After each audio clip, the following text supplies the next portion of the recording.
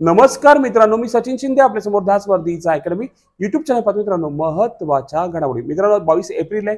दररोज सकाळी 6:30 वाजता आपण सर्व स्पर्धा परीक्षा उपयुक्त चालू घडामोडी पाहतो. मित्रांनो, प्रत्येक प्रश्न आपल्यासाठी महत्त्वाचा ताकदीचा असतो. दररोज 20 प्रश्न आपण घेत असतो. ठीक आहे. सर्वप्रथम आपल्याला गुड मॉर्निंग मित्रांनो, शुभप्रभात मित्रांनो. आपण पाहतोय आपण आजचा आज दिवस आहे 22 तारखेचा 22 एप्रिल वर्ल्ड अर्थ डे म्हणजे जागतिक पृथ्वी दिन म्हणून आपण साजरा करतो. लक्षात असू दे. ठीक आहे. कालचा प्रश्न होता मुंबईतील वानखडे क्रिकेट स्टेडियम मध्ये कोणत्या खेळाडूच्या नावाने स्टँड असणार आहे.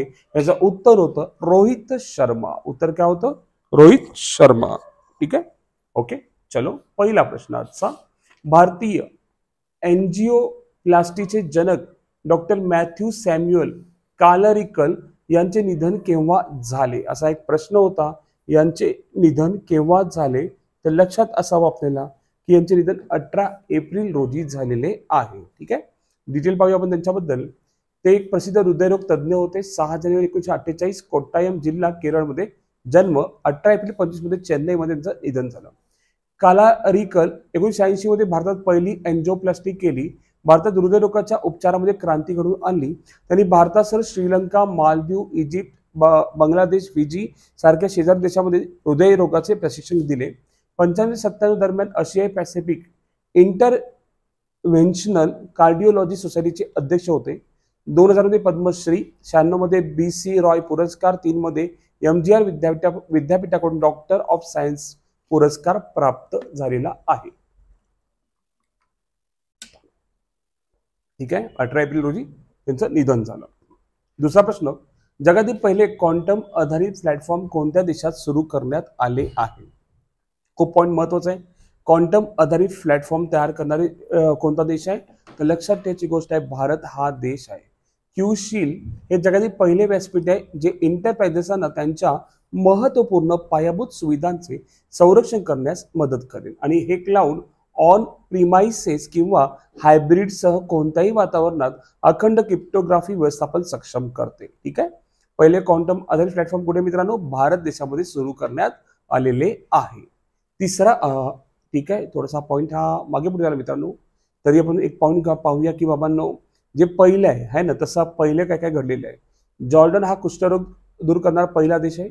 समलिंगी विवाहाला मान्यता देणारा दक्षिण पूर्व आशियातील पहिला देश थायलंड आहे. गर्भपाताला घटनात्मक अधिकार दर्जा देणारा पहिला देश फ्रान्स आहे. जगातील सर्वात मोठा सिंगल साइट सौर ऊर्जा प्रकल्प अबुधाबी. सर्व भटक्या कुत्र्यांची नसबंदी करणारा पहिला देश भूतान. व्हेनेझुएला सर्व हिम नद्या गमावणारा पहिला देश आहे. 4 दिवसांचा वर्क वीक असलेला आशियातील पहिला देश सिंगापूर आहे. समलिंगी विवाहाची नोंद करणारा पहिला दक्षिण आशियाई देश नेपाळ आहे. जगातील पहिला 3D प्रिंटेड मशिदीचे अनावरण सौदी अरेबियामध्ये झाले आणि मेंदूज्वर लस लागू करणारा नायजेरिया हा जगातील पहिला देश आहे. ठीक आहे. ओके, चलो नेक्स्ट क्वेश्चन.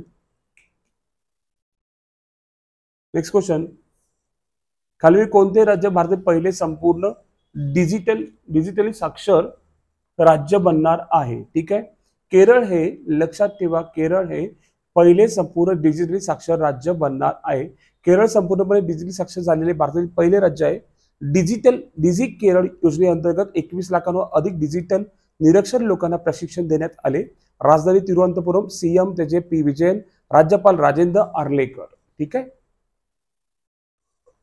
पुढील प्रश्न चौथा. ॲथलेटिक पासपोर्ट मॅनेजमेंट युनिट सुरू करणारा भारत हा जगातील कितवा देश बनला आहे तर तो भारत हा 17वा देश बनला. आता काय मित्रांनो पासपोर्ट मॅनेजमेंट युनिट. ॲथलीट म्हणजे सपोज एखादा ॲथलीट एक प्लेअर आहे तर तो प्लेअर काय त्याची संपूर्णपणे जे डाटा आहे रक्ताचा असेल बॉडीचा असेल संपूर्णपणे तयार करण्याचं काम आता पासपोर्ट मॅनेजमेंट युनिटने केलेलं आहे. त्याला APMU म्हणतात. म्हणजे त्यांनी ड्रग्ज घेतलंय का नाही घेतलं प्रत्येक गोष्ट आपल्याला समजायला लागते. लक्षात ठेवा.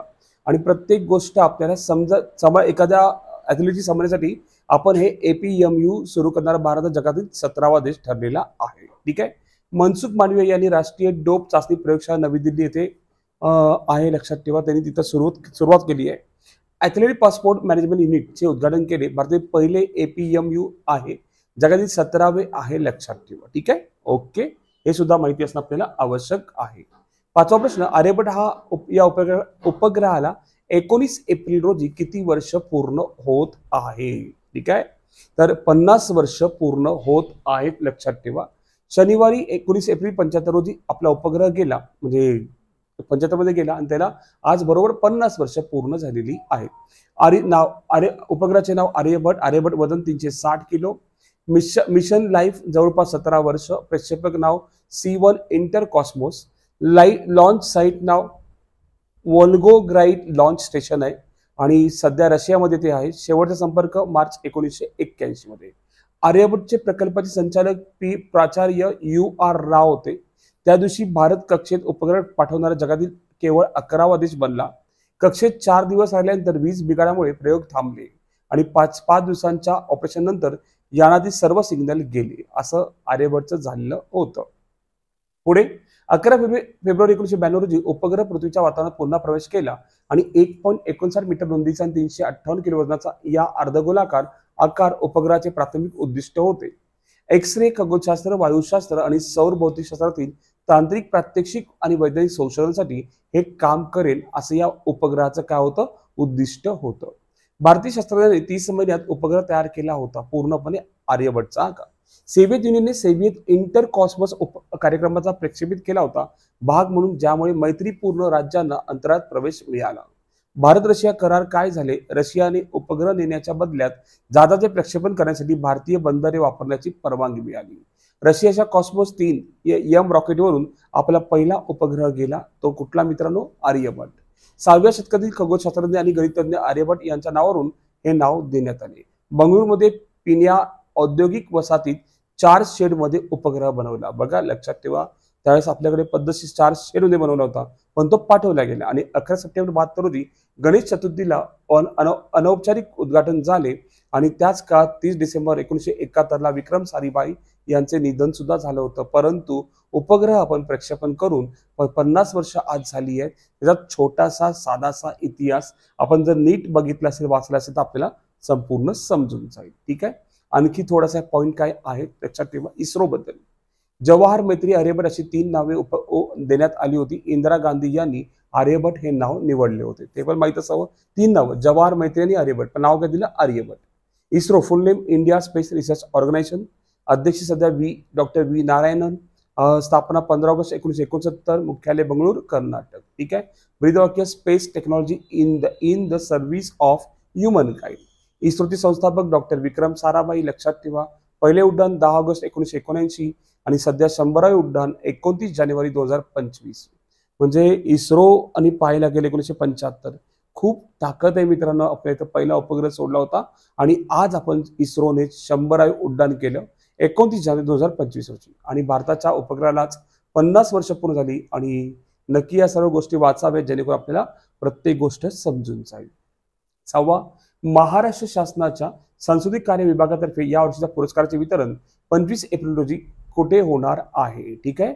कुठे होणार? तर मुंबईमध्ये ते होणार आहे. ठीक आहे. हे सुद्धा आपल्याला माहित पाहिजे की बाबा कुठे याचं उद्घाटन होणार आहे, तर ते मुंबईमध्ये होणार आहे. ठीक आहे. ओके.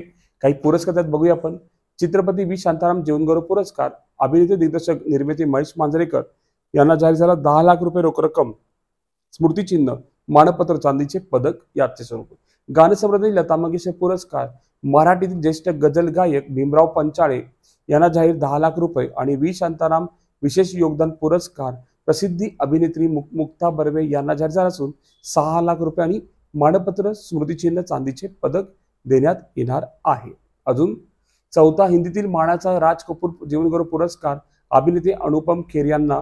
तर स्वर्गीय राज कपूर विशेष योगदान पुरस्कार अभिनेत्री काजल यांना मिळाले 10 लाख रुपये व 6 लाख. म्हणजे राज कपूर जीवनगौरव पुरस्कार 10 लाख रुपये, लक्षात ठेवा. आणि स्वर्गीय राज कपूर विशेष योगदानला 6 लाख रुपये, लक्षात ठेवा. ठीक आहे. ओके. आर्थिक वर्ष 24-25 मध्ये भारताच्या एकूण निर्यातीत कोणत्या उत्पादनाने सर्वाधिक वाढ केली आहे? तर कॉफी 1 नंबरला आहे, 2 नंबरला तंबाखू आहे, 3 नंबरला इलेक्ट्रॉनिक वस्तू आहे, लक्षात ठेवा. ठीक आहे. 1 नंबरला कॉफी आहे. उत्तराखंडमधील सिलकारा या बोगद्याला आता टिंबटिंब यांचे नाव देण्यात येणार आहे. ठीक आहे. तर उत्तर आहे बाबा बौद्धनाग हे नाव देण्यात येणार आहे. उत्तराखंडातील सिलकायारा बोगद्याला स्थानिक देवता बाबा बौद्धनाग असे नाव देण्यात येईल. 41 जीव वाचवले असे मानले जाते. आणि बाबा बैखनाग उत्तराखंडातील उत्तरकाशी जिल्ह्यातील आणि आसपासच्या समुदायाद्वारे पूजले जाणारे एक आदरणीय स्थानिक देवता आहे. तो पर्वतांचा संरक्षक आत्मा असल्याचे मानले जाते. 4.5 किलोमीटर लांबीच्या दुहेरी बोगद्यामुळे गंगोत्री आणि यमुनेतील अंतर 31.5 किलोमीटरने कमी झाले आहे. आणि त्याचं नाव दिलेले बाबा बुद्धनाथ हे नाव दिलेले आहे. ठीक आहे. 9वा प्रश्न, 18 वर्षाखालील आशियाई ऍथलेटिक्स मध्ये हिमांशु जाखरने देशाला पहिले कोणते पदक जिंकले असं विचारलंय. तर सुवर्ण गोल्ड पदक मिळालेलं आहे. सौदी अरेबियातील दम्मम येथे झालेल्या पुरुषांच्या भालाफेकीत हिमांशु जाखरने देशाला पहिल्या आशियाई अंडर 18 ऍथलेटिक चॅम्पियनशिप मध्ये सुवर्ण पदक देऊन इतिहास रचला. भारताने आपल्या मोहिमेचा शेवट शानदार पद्धतीने केला. एकूण 11 पदकांचं अजिंक्यपदात शेवट केला, ज्यामध्ये 1 सुवर्ण, 5 रौप्य आणि 5 कांस्य पदाचा समावेश आहे. 18 वर्षाखालील आशियाई ऍथलेटिक्स लक्षात ठेवा. ठीक आहे. सौदी अरेबियामध्ये झालेली आहे. 10वा आहे ना, अटालिन जलविद्युत प्रकल्प कोणत्या राज्यात किंवा केंद्रशासित प्रदेशात आहे असा आपल्याला प्रश्न विचारला. लक्षात ठेवा. तर तो अरुणाचल प्रदेशमध्ये आहे. काय आहे, अलीकडे सरकारने अटालिन जलविद्युत प्रकल्पासाठी 269.97 कोटी जमिनीची भरपाई दिली आहे. हा प्रकल्प अरुणाचल प्रदेशच्या दिबांग खोऱ्यात आहे. एटालिन जलविद्युत प्रकल्प या प्रकल्पांतर्गत द्री आणि टॅगोन नद्यांवर 2 धरणे बांधली जातील. द्री आणि ड्रॅगोन नद्या दिबांग नदीच्या उपनद्या आहेत. दिबांग नदी ब्रह्मपुत्रची उपनदी. बघा नीट लक्षात ठेवा. द्री आणि ट्रॅगोन दिबांगच्या उपनदी आहेत आणि दिबांग नदी ब्रह्मपुत्रची उपनदी आहे. या प्रकल्पाची वीज निर्मिती क्षमता 3097 मेगावॅट. सुरुवात झाली तारीख 24 आणि प्रकल्प होण्याची म्हणजे सुरू होण्याची तारीख 24 आणि प्रकल्प पूर्ण होण्याची तारीख 33 आहे. 2033 मध्ये पूर्ण होईल अशी आशा आहे. 11वा प्रश्न, कोणत्या राज्य सरकारने अलीकडे उष्णतेच्या लाटेला राज्य विशिष्ट आपत्ती म्हणून घोषित केले? तर तेलंगणा राज्याने केलेलं आहे. ठीक आहे. नेक्स्ट 12वा प्रश्न, भारत वर्षा प्रकल्प अंतर्गत टिंबटिंबमध्ये आपला पहिला समर्पित अणु पाणबुडी तळ INS लॉन्च करणार आहे. तर केव्हा करणार आहे असा प्रश्न विचारलाय. 2026 मध्ये करणार आहे. 2024 मध्ये 13वा प्रश्न, 2024 मध्ये जगातील सर्वात व्यस्त विमानतळाच्या या दिल्ली इंदिरा गांधी आंतरराष्ट्रीय विमानतळे कोणते स्थान पटकवलेले आहे किंवा स्थान काय आहे? ठीक आहे. तर 9वं स्थान आहे. लक्षात ठेवा. ठीक आहे. 14वा, देशातील पहिली Indian institute of creative technology म्हणजे IICT नुकतीच कुठे सुरू झाली आहे? तर ती मुंबईमध्ये सुरू झालेली आहे. 15वा प्रश्न, अलीकडे 23व्या कायदा आयोगाचे अध्यक्ष कोण बनले आहे असा आपल्याला प्रश्न विचारलाय. दिनेश माहेश्वरी बनलेले. ICAR भारतीय कृषी संशोधन परिषदचे महासंचालक पदी कोणाची निवड झालेली आहे? तर उत्तर आहे मंगलीलाल जाट यांची निवड झालेली आहे. 17वा प्रश्न मित्रांनो, थोरियम आधारित अणुभट्ट्या विकसित करण्यासाठी महाराष्ट्र आणि कोणती संस्था सहकार्य करत आहे? तर उत्तर आहे ROSA रोसाटोम. लक्षात ठेवायची गोष्ट आहे, ही संस्था सहकार्य करत आहे. अलीकडे F1 वुमेन्स वर्ल्ड चॅम्पियनशिप 25 चे मुकुट कोणी जिंकले? तर उत्तर आहे जू वेन जून यांनी जिंकलेले आहे आणि उपविजेता 10 जोगी झालेल्या आहेत. हे सुद्धा आपल्याला माहित असणं आवश्यक. दुबईचे युवराज शेख हमदान यांनी कोणत्या ठिकाणी नावाशेवा बिझनेस पार्कचे उद्घाटन झाले आहे असं पाहिलं मित्रांनो. कोणाच्या हस्ते नाही तर झाले आहे. तर उत्तर आहे ते मुंबईमध्ये झालेलं आहे. कोणत्या ठिकाणी? तर मुंबईमध्ये दुबईचे युवराज शेख हमदान यांनी केलेलं आहे. आणि 20वा प्रश्न, कोणते राज्य परमाणु परियोजनामध्ये भाग घेणारे देशातील पहिले राज्य ठरले आहे? तर महाराष्ट्र राज्य ठरलेलं आहे. ठीक आहे. आणि आजचा प्रश्न, अंबाजोगाई हे महाराष्ट्रातील कितवे कवितांचे गाव ठरणार आहे? पहिले, दुसरे, तिसरे, चौथे? आपल्याला कमेंटमध्ये उत्तर सांगायचं आहे. उत्तर बरोबर असू दे चुकू दे, आपण उत्तर मात्र सांगावं. ठीक आहे. आज आपण इथे थांबू. उद्या याच टाइम मला याच वेळी भेटू मित्रांनो. धन्यवाद. थँक्यू.